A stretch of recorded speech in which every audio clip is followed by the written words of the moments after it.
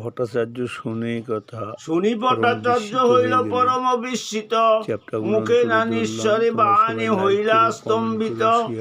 প্রভু কয়ে ভট্টাচার্য না কর বিস্ময়, ভগবানে ভক্তি পরম পুরুষার্থ হয়। আত্মারাম পর্যন্ত করে ঈশ্বর ভজন, ওইসে অচিন্ত ভগবানের গুণগণ। শুনি প্রভু কয়ে কিছু ঈষৎ হাসিয়া, শুনি ভট্টাচার্য কহে শুনো মহাশয়, এই শ্লোকের অর্থ শুনিতে মনে হয়। প্রভু কহে তুমি কি অর্থ করো তাহা যা শুনি, পাশে আমি করিব অর্থ যে বাকি সুজানি। শুনি ভট্টাচার্য শ্লোক করিল ব্যাখ্যান, তর্কশাস্ত্র মত উঠায় বিবিধ বিধান।